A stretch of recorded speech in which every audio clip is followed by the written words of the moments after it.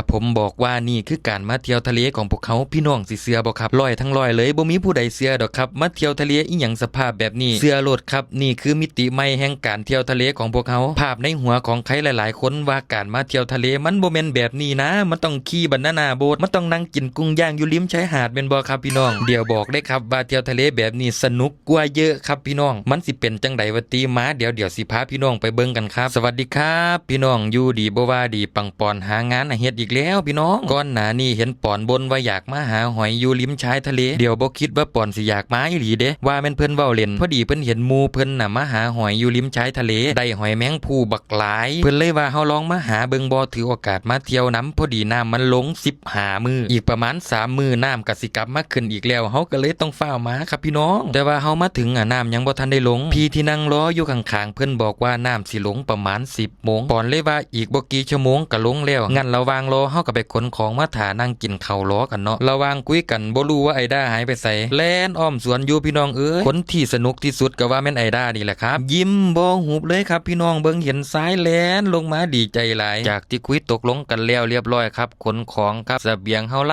ลายพี่น้องเอ้ยบ้านมีเด็กน้อยก็จังซี่แหละครับของสิหลายแน่จักหน่อยแล้วสิ่งแรกที่ผมคิดคือว่าผมสินั่งมองใดพี่น้องมองนั่นต้องผูกเปได้ครับพี่น้องเพราะว่าเฮาต้องผูกเปให้ไอ้ด้านอนครับพี่น้องบ่ซั่นไอ้ด้านอนบ่ได้ส่วนของผมบ่ต้องห่วงครับมีที่นอนประจำตัวอยู่แล้วไปไหนมาไหนผมพกตลอดครับตัวนี้เสียบ่ครับพี่น้องว่าอยู่ริมชายทะเลตรงนี้ลมเย็นบักคักครับบรรยากาศดีแฮงบ่ได้รู้สึกว่าร้อนเลยครับลมพัดมาตลอดโชคดีมากครับมื้อที่เฮาไปแดดบ่ออกครับพี่น้องเอ้ยถือว่าเปลี่ยนบรรยากาศการนั่งกินข้าวครับพี่น้องอาหารมื้อนี้ก็แซ่บครับเสียบ่ครับพี่น้องว่าผมออกตัวก่อนเลยว่าผมสิบ่ลงไปหาหอยปังปอนว่างั้นเธอรออยู่นี่นะเธออยู่เป็นเพื่อนลูกเดี๋ยวเขาสิลงไปหากับยายเองเสียบ่ตอนนี้พี่น้องยายอยู่ในทะเลแล้วเด้เนี่ยลงไปแต่ก่อนหมู่แล้วพี่น้องสังเกตเห็นข้างหลังบ่ครับน้ำทะเลลงแล้วพี่น้องขนาดเฮานั่งกินข้าวแค่บ่ถึงชั่วโมงนะน้ำลงเร็วมากอยากให้พี่น้องที่มีโอกาสมาผมอยากให้มาเบิ่งสักครั้งหนึ่งครับพี่น้องรับรองเลยว่าจะสนุกครับตามเคยครับสีพลเมียของผมลงไปได้บ่ฮอดชั่วโมงครับขึ้นมาแล้วพี่น้องเอ้ยบ่สมคำคุยบ่สมคำอยากมาอีหลีครับพี่น้องเหนื่อยแล้วบ่ไหวแล้วเพิ่นว่าเขาขอนั่งก่อนนะมีการมาบอกผมให้ลงไปหาหอยอีกพี่น้องฮู้บ่เป้าหมายในใจของปอนมื้อนี้คืออยากได้หอยแมงภู่เด้พี่น้องแต่ว่ามันบ่มีเลยปอนลงไป